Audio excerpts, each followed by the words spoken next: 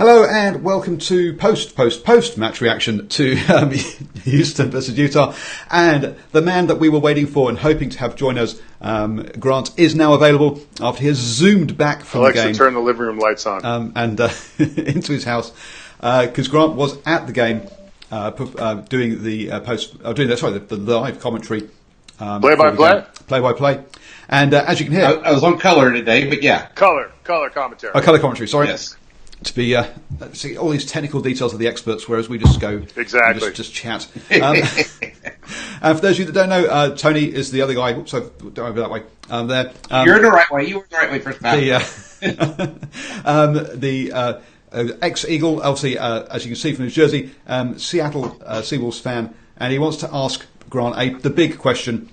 The big question is, we saw the game last night in Austin. A lot of ball spilling, a lot of handling errors. Just you could see the sheen off the players. Today, apparently 95 and 95 in Houston, temperature and humidity.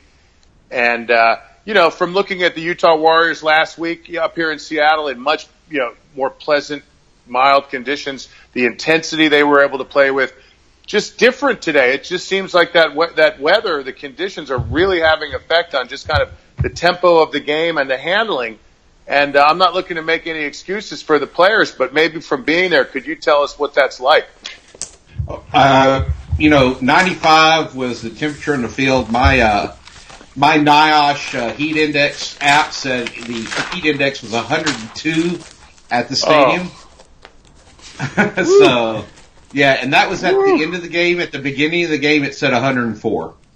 So no wonder that Fijian guy was so good in the beginning. Oh my word! Yeah, it was brutal. I really don't think the heat.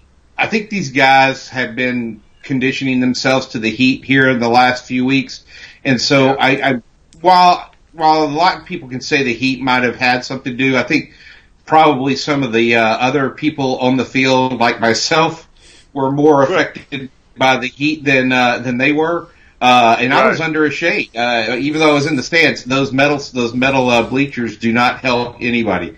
Oh God! But I really don't think that it really hurt anybody. There towards the end, it started cooling off actually, because so there was a bit of a counter play as the wind started out of the southeast. It was coming off of the ocean.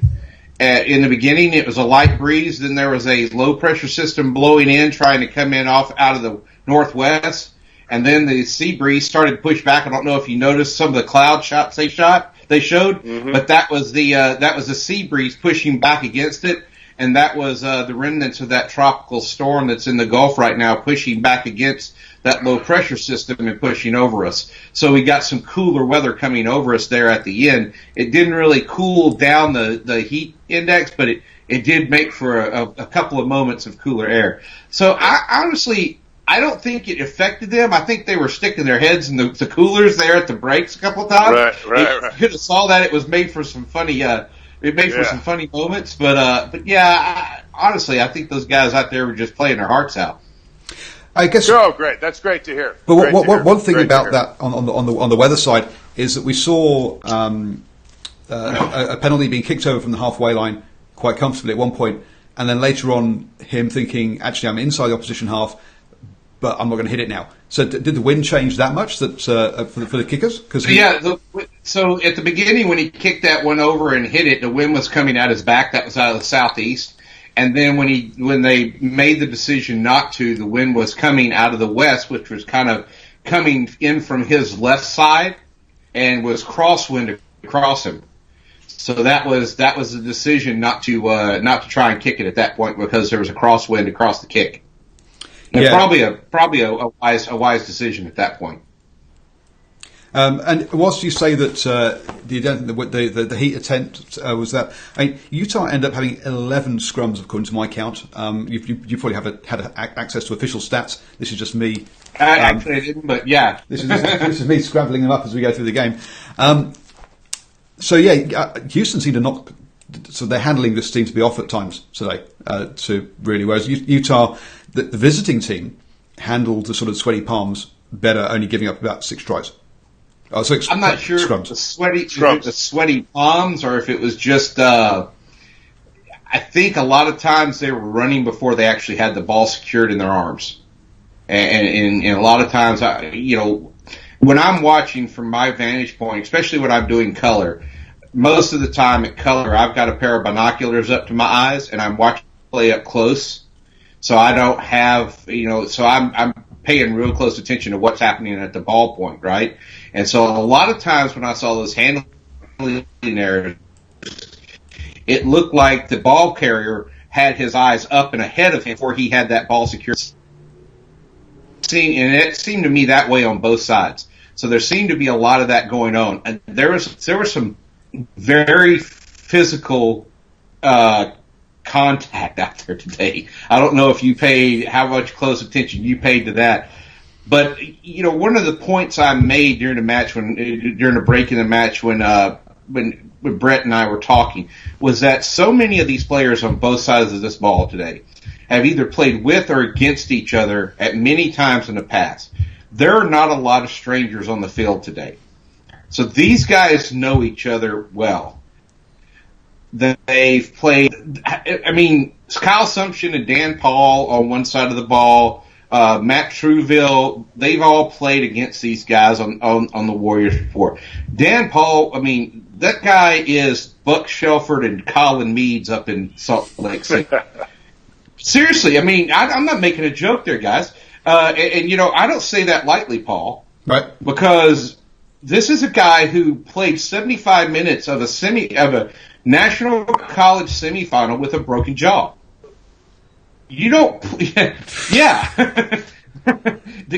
So when I say Buck Shelford and Colin Meads, I don't say that lightly, right? Nice. He basically played a whole game with a broken jaw and was making tackles, and he broke his jaw making a try-saving tackle. He basically stopped an 8-man that was 280 pounds and took him down and saved a try. Basically set the tone for the rest of the game. So the legends up there in Utah as well. And these guys, even the internationals who come in, they come in and they're not known, right? But they're out there seeing how these guys who know each other play against each other. Sure. Kyle Sumption, I don't know if you saw some of the tackles he put on Paul Wasicki today. But there's some big contact there, yeah.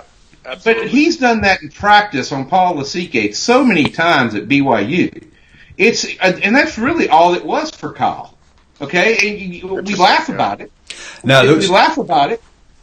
But that's really what it is. One of the things we've been talking about when we talk about defence is that some of those first up tackles haven't been there, but the big hits have been there all season. And it's more the structures that have been missing. So we know there's definitely the intensity and the physicalities there, but sometimes people are going for the big hit rather than keeping their structure. I think has been one of the problems some of the teams have had. Yeah, and like this today, I think they were going for the structure because they know the big hit's not the issue. The big hit it has no value, especially in a game like this. You make a big hit in a game like this, there are 2 or 3 people on the ground, and they're not in part of the play. That's right. And you can't have people on the ground not part of the play when you got Don Potty and Joshua Vithi and Kalinisau on the field. Those guys are going to drown you in step and pace. And they did today. So I think one of the things the SaberCats have to learn to do is they got to get back to what they were doing in the exhibition season. Right now, they're scoring a lot of points early on, right? And they're scoring them in big ways. And they're not being able to score so many points later in the game like they were in the exhibition season. Exhibition season, they come on late in the game, bam, bam, bam, get 3 or 4 late tries and really pile it on in a couple of games and make it count. And they put the game away. And they haven't really been able to do that in MLR. Now, as the MLR goes forward, these teams are watching each other closer. They're tightening up their defenses. And it's becoming like any other professional competition we've seen in rugby. The games get tighter. The defenses get tighter. You have to get more creative on your offense in order to actually make it work. And you got to be able to have those moments like Connor Murphy had today, where he's watching the ball, and instead of going down the 2 channel like it was supposed to, it squirts out the 1 channel, and he picks it up faster than Ben Nichols can get it and goes in with it. So, I mean, you've got to be able to capitalize on your opponent's mistakes, and if you don't do that, you're going to lose, because that's the only way you're going to win as the season goes on.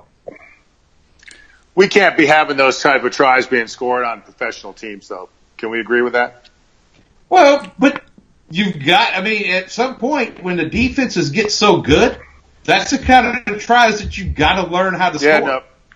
Oh, fair enough. Yeah, fair enough. We can't have those every game. If we have them once every 2 games, it's okay. But you've got to have your head up and learn how to score those. For me, I just love the week in, week out level of competition. It's just great. Absolutely great. It's awesome. The weather's going to be tough. Yeah. I think next weekend's going to be a tough match here. Justin's not going to want to. There'll be a lot of Justin Fitzpatrick. People watching won't know what the game is. What's the game again next week? Yeah, that's true. Next weekend is the SaberCats are going to be hosting the Seawolves. And Justin Fitzpatrick is not going to want the Seawolves to come into town and just march all over the SaberCats. That is, he coached the Saracens not 2 years ago. Oh, yeah, absolutely. That's right. That's a lot of his players. They're going to be wanting some action. Yeah. Right. They're going to be wanting some action. And how many of these guys, Meeson, Garber, Trouville, Windsor, how many of these guys on the SaberCats team have played on the Saracens, And these guys know, it's going to be hammer and thong, Correct. So it's going to be a great match next week.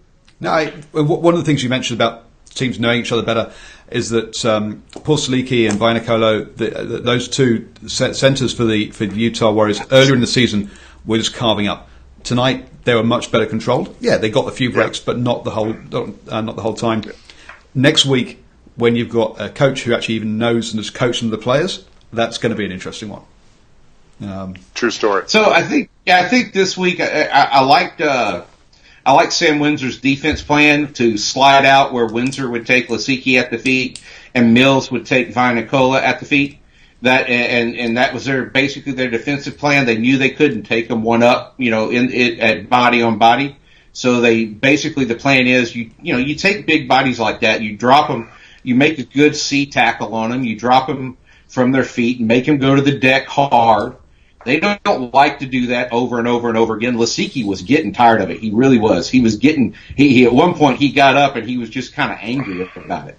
And Windsor was popping up and rolling away because he knew he was getting angry about it. And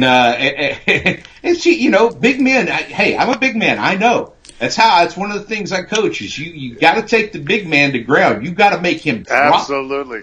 Because the one thing a big man hates is getting back up. He hates that. Takes one to know one over here. Yeah. Hey guys, I got to go meet another American rugby prospect named Christian Otzberg and his dad Mats. I think they're going on an Alaska cruise. Where are you at that you're going to see CEO and Mats? There we go. We're going to. I'm going to take them out to dinner in Seattle. They're going on an Alaska cruise. So, okay, well, just one little point, my boys. One little point about the taking guys by the ankles is you've got to have other guys around you making sure the offloads don't go. So that's a whole team defensive strategy if you're going down that route. It is. Anyway, for those of you who want an insight as to what do total rugby nerds talk about when they have the chance to have a little chat, this is the kind of thing, and hopefully I'll have these guys on to do it again. But, See you, boys. Thank you so much. Cheers. Paul, thank you. Cheers.